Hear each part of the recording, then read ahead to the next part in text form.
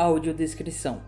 Realização: Prefeitura de Guarapuava, Secretaria Municipal de Cultura, Lei Paulo Gustavo, Ministério da Cultura, Governo Federal, Brasil, União e Reconstrução, Tânia Paz, Serviço Social e Juventudes. Apoio: Serviço de Convivência e Fortalecimento de Vínculos e Secretaria Municipal de Assistência e Desenvolvimento Social. Título da obra: Projeto Zinilab. Audiodescrição referencial. Durante as falas da diretora executiva Tânia Paz, algumas imagens das oficinas realizadas com os adolescentes passarão em tela. Todas as imagens sobrepostas são de adolescentes cortando revistas, fazendo colagens, escrevendo e colorindo seus fanzines. Eles estão sentados ao entorno de uma mesa em que podem ser vistos materiais diversos como tesouras, colas, canetas, revistas e papel sulfite. Além disso, Tânia Paz também estará sempre ambientada no mesmo lugar durante todo o mini-documentário. Nas cenas seguintes, Tânia surge em tela. Ela é uma mulher de olhos castanhos, cabelo castanho escuro amarrado e veste uma camiseta vermelha com uma ilustração em branco de Paulo Freire. Ao fundo dela pode-se ver uma estante com vários livros e uma pequena bandeira com cores rosa, lilás e azul. Nas laterais da cena vemos partes de uma parede branca. Olá, eu sou a Tânia, eu sou assistente social, eu estou diretora executiva desse projeto Zinilab.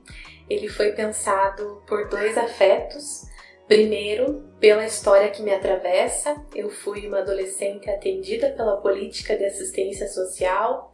Eu sou ex-educanda lá do Instituto Dom Bosco, que é uma instituição ligada ao Conselho Municipal de Assistência Social e também ao CONDICA. Enquanto adolescente, enquanto uma educanda que passou pelo serviço de convivência e que se fez educadora e assistente social nesse processo, eu fui desenvolvendo muitas práticas e expertises com os adolescentes, mediando conhecimento e proporcionando protagonismo, pensamento sobre si mesmo e sobre a sociedade, sobre autonomia, sobre pensamento crítico, sobre várias questões que atravessam as vivências das adolescências e juventudes. E sempre havia elementos relacionados à educação, mas principalmente à cultura e à arte também, Então esses meios de mediar o conhecimento com os adolescentes, tornando isso uma categoria principalmente que parta deles, onde o conhecimento deles é valorizado, é muito próprio assim da minha história, Mas eu não sou da área da arte, Eu não sou uma arte educadora, eu sou assistente social que se faz o uso das ferramentas da cultura, da arte, da educação, E aí, nessa história e nessa aproximação com a Jojo, os nossos pensamentos, as nossas vivências, escrevivências, tornaram possível a gente chegar ao objetivo e ao foco do Zinilab, Porque quando eu pensei esse projeto, de realizar oficinas com crianças e adolescentes, aonde a gente vai ensinar a fazer um fanzine, o que é um fanzine, como construir um fanzine, o pano de fundo disso, todo o conhecimento, o que é caro desse projeto, é justamente a questão dos direitos humanos, mas mais particularmente dos direitos sociais ligados à cultura, ou seja, direitos culturais. Refletir com esses adolescentes a questão de mobilidade, de direitos, que políticas públicas eles querem, qual o espaço que eles querem, o que eles pensam do bairro deles, Como eles acham, o que é esse movimento da cidade de Guarapuava, o que na cabeça deles falta, o que na cabeça deles eles observam, eles prestam atenção, e isso acontece no meu bairro, É importante, então, ao longo das oficinas a gente foi estabelecendo essa troca e conversando também, por exemplo, sobre o Estatuto da Criança e do Adolescente no quesito que fala dos direitos de acesso a direitos fundamentais, E o lazer, o esporte, a cultura, a mobilidade é um direito, E que muitas vezes a gente vê esse direito sendo falado, sendo discutido, estratégias sendo pensadas, para elaborar um serviço de convivência, mas também políticas públicas que valorizem também o acesso das adolescências e juventudes pobres, periféricas a esses direitos, né? Mas algumas vezes a gente também precisa pensar que o pensamento crítico, né, a forma como a gente avalia e olha para isso, também precisa de uma certa profundidade. A gente precisa aprofundar isso também, né? Porque aí a gente vê algumas políticas ou ações mascaradas de acesso à cultura, mascaradas de protagonismo das adolescentes e juventudes, mas muitas vezes as suas práticas e os seus desenvolvimentos não são, né? E eu acredito, assim, olhando através do pensamento crítico, né, da teoria social crítica, daquilo que ilumina, por exemplo, a minha profissão enquanto assistente social, mas tudo que maneja em torno dos movimentos sociais e de militância e de defesa das juventudes pobres, negras, excluídas, né, marginalizadas, é importante a gente pensar assim, que prepotência é essa, né? Levar cultura para a periferia, levar cultura para a região pobre, né?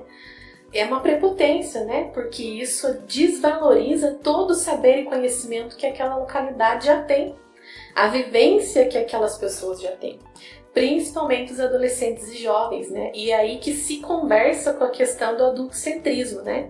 O adultocentrismo é a ideia baseada de que tudo gira em torno do adulto e que somente aquilo que ele fala, pensa e faz está correto, né?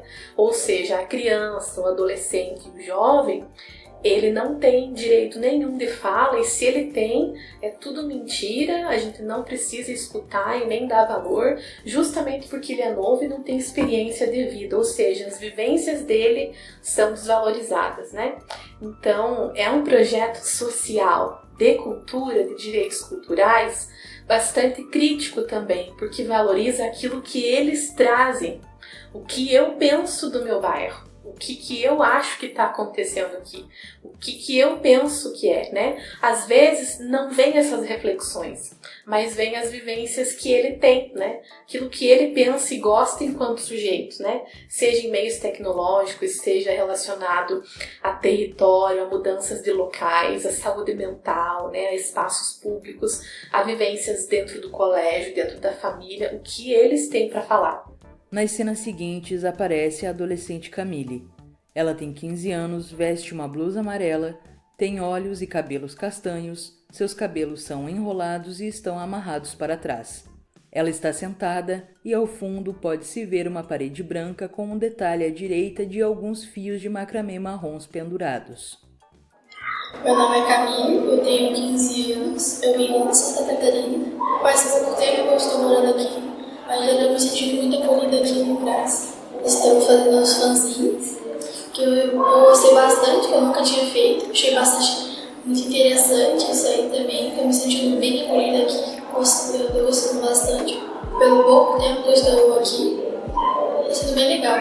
Então, é nessa perspectiva que a gente diz assim, a gente precisa ler, olhar e valorizar a cultura que eles querem nos contar, a cultura que eles já têm, a vivência que eles já têm. E a iniciativa desse projeto vai diretamente nessa linha, né? Com um a mais, um algo a mais aí, né? Porque quando a gente fala em direitos sociais, direitos culturais das infâncias, das adolescências, das juventudes, políticas públicas para a juventude, a gente sempre vai adentrar em temas muito comuns, por exemplo, educação e trabalho, né? Então a gente vai falar do trabalho, da questão do primeiro emprego, que ele precisa ter acesso e direito de permanência, qualidade de permanência na sala de aula, que ele tem que acessar um programa da lei da aprendizagem, que ele precisa ter esse acesso ao primeiro salário, ao dinheiro dele, porque ele também vai contribuir lá na sua família, né? Então tudo isso é muito discutido, muito validado e é muito importante, né? Mas a gente precisa pensar também que tem juventudes e juventudes. Tem infâncias e infâncias, adolescências e adolescências. Então tem uma grande parte de adolescências e juventudes que precisam pensar no trabalho. No trabalho, né? Às vezes a gente vê essa questão da ostentação, do ter, porque eles desejam isso, eles não estão inclusos nisso, como os outros, né? Então tem essa grande massa que precisa pensar justamente no trabalho, estudar e trabalhar, e em casos de muito maior risco e vulnerabilidade e violência, desistir da educação porque precisam trabalhar, né? Inclusive o trabalho infantil está aí. Mas tem uma outra juventude, uma outra adolescência que não precisa se preocupar com isso. E ela tem a mobilidade muito bem garantida, a cultura muito bem garantida, tem o museu ali muito perto, tem a exposição de arte muito perto, o cinema muito perto, as vivências culturais muito perto, e tudo está muito perto e isso é o mais importante, isso é o que ele vive e experiencia, porque obviamente do trabalho ele não precisa ou muitas vezes já está muito bem garantido, né? Então quando a gente fala em políticas públicas e direitos para a juventude, na área social, quando a gente vai falar de juventudes pobres, periféricas, negras, marginalizadas, excluídas de todo esse montante de privilégios mesmo, né? É importante pensar sobre isso, porque senão a gente vai acabar realizando ações onde a gente diz que está garantindo um direito, mas na verdade a gente só está fazendo a manutenção de um grande sistema, né? Que segrega eles e exclui eles a todo momento, né? Nas cenas seguintes, vemos a adolescente Emily. Ela tem 14 anos, veste uma blusa preta, tem o cabelo longo de cor castanho claro e está solto posicionado à frente de seus ombros. É possível ver 2 pequenos lacinhos de cabelo de cor amarela, um em cada lado do seu cabelo. Vemos ainda que ela usa aparelho em seus dentes e rímel em seus cílios. Ela está sentada. Ao fundo vemos uma parede branca e à direita da tela o fio de macramê marrom pendurado. Oi, tudo bem? Meu nome é Emily, tenho 14 anos, sou do bairro 2000 e eu faço o projeto Fanzine. Eu gostei bastante da experiência, pois foi uma coisa que me ajudou bastante. Eu gostei bastante da parte de colagens e que dá para reutilizar coisa, reciclar bastante também e que trouxe conhecimento para mim também, porque tinha coisas que eu não sabia, né? E foi sendo ali que eu posso me expressar também em forma de uma revista, que eu posso me expressar, né? Contar o que eu sinto, o que acontece para os outros, né? Em forma de uma revista. Achei bem interessante isso, me ajudou bastante a expressar, jogar para fora tudo que eu sentia no papel. Então, foi muito importante essa oficina, assim, esses dias que a gente esteve com eles, porque a gente conseguiu fazer reflexões que eles perceberam e se perceberam, e a gente conseguiu ver muita coisa também, né? Então, quando a gente discute direito cultural, quando a gente discute Estatuto da Criança e do Adolescente e toda essa transversalidade com a cultura, é importante pensar o que as adolescentes e juventudes querem nos dizer e o que eles já pensam sobre cultura, né? O que eles já pensam, né? Então, muitas vezes não é levar uma cultura, não se trata disso, né? Se trata de levar os meios, a ferramenta, a política pública, o serviço, porque quem vai fazer e falar é eles, né? Eles precisam trazer isso, né? E a gente precisa ouvir aquilo que eles estão passando e sentindo. É muito importante, né? E isso está assim gritando na nossa frente e a sociedade não dá vazão para isso, né? Olhar o espaço, né? O que falta no meu bairro, né? E mas é trabalho, trabalho, trabalho. É importante, muitas vezes vai tirar ele de uma situação de extrema pobreza, né? Mas para que ele quer o trabalho? Para que ele busca o trabalho? Não é o trabalho em si, é aquilo que ele vai conquistar através do trabalho. Ou seja, a mobilidade, o ir e vir, a cultura, o lazer, o esporte, a arte, ir no cinema, sair com os amigos, assistir a alguma coisa, investir em alguma coisa, né? É a mobilidade, é o movimento, é o acesso às coisas, né? É o ter novas experiências, né? Na cena a seguir, vemos o adolescente Eliton. Ele tem 14 anos, veste uma camiseta cinza com uma escrita em azul da palavra em inglês Just. Eliton tem cabelos pretos e curtos e olhos castanhos. Ele está usando uma corrente prata e está sentado. Ao fundo, vemos a parede branca e à direita da tela o fio de macramê marrom. Oi, meu nome é Eliton, eu tenho 14 anos, moro aqui no Residencial 2000. No começo, eu não sabia que tinha o projeto aqui. Eu já vim aqui, mas eu pensava que já tinha acabado. Daí agora eu comecei de novo. Eu gostei da experiência, do projeto, daí agora do fanzine, né, que nós estamos fazendo os livros, coisas. Mas eu gostei bastante. Eu recomendo, daí agora, dia 5 de dezembro, vai ser o lançamento do livro. Eu gostei muito da experiência. O que percebemos muitas vezes são políticas dentro da lógica do capital, serviços dentro da lógica do capital, né? Então, quais são as principais ferramentas do capital, né? É a expropriação, né? E muitas vezes a gente vê serviços dessa forma, né? Expropriando eles, né? Como um viés de status, de ego, né? Para dizer que está fazendo uma grande coisa, mas muitas vezes está contribuindo para uma marginalização ainda maior, né? Então, a produção desses fanzines foi muito significativa, muito característica, foi um desafio também, né? Mas eu acredito, assim, que a gente cumpriu aquilo que precisava cumprir, né? Às vezes a gente não consegue alcançar uma grande massa, 50 adolescentes, 100 adolescentes, mas muitas vezes a gente alcança ali um grupo de uma sala onde um conhecimento chegou, onde uma reflexão foi feita, né? E aquilo vai germinar, né? Alguém ouviu ele e deu vazão para aquilo que ele estava falando, né? É importante, né? Quando um adolescente, um jovem se sente ouvido, ele se sente pessoa, né? E é o que a sociedade não faz ele se sentir pessoa, né? Oprime cada vez mais, né? E ensina os outros colegas e adolescentes a oprimir também, né? Então, quando a gente faz essas práticas e essas iniciativas que são contribuidoras e fortalecedoras das políticas, né? A gente pensa também num futuro onde essas práticas se tornem programas permanentes, ações permanentes, aonde eles vão passar por processos artísticos, educativos, individualizados, subjetivos e coletivos, aonde eles vão se sentir pessoas, né? Porque é o que eles são. Nas cenas seguintes, vemos a adolescente Rainara, de 14 anos. Ela tem cabelos longos e escuros que estão soltos à frente de seus ombros. Seus olhos são castanhos e veste uma camiseta branca com estampa e costura em azul escuro. Ela está sentada e ao fundo podemos ver a parede branca e à direita da tela o fio de macramê pendurado. Oi, tudo bem? Meu nome é Rainara, eu tenho 14 anos e eu participo do projeto CRAS aqui no 2000. O que você achou de participar do Zinilab? Eu achei muito bom, muito criativo e eu gostei muito de reutilizar a revista e colocar nas folhas essas coisas. Qual que foi a temática que você usou, que você falou lá no teu fanzine?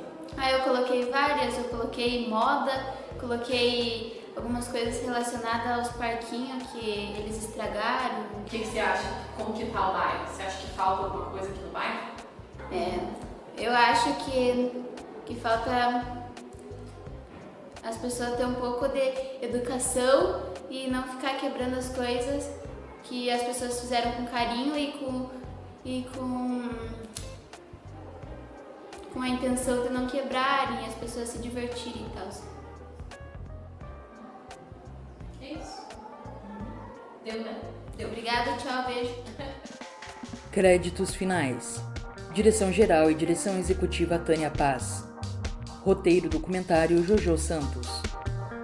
Som direto e sonoplastia Jojo Santos. Captação de cenas Jojo Santos. Oficinas e mediação cultural Jojo Santos. Entrevistas Rainara, Eliton, Emily, Camille. Educação social Tânia Paz. Curadoria dos fanzines Jojo Santos e Tânia Paz. Designer gráfico Tânia Paz. Comunicação e marketing Tânia Paz. Edição Maíse Santos Cordeiro, Jojo Santos e Tânia Paz. Audiodescrição Jojo Santos. Interpretação em Libras Mariana Santos de Lima. Finalização Jojo Santos.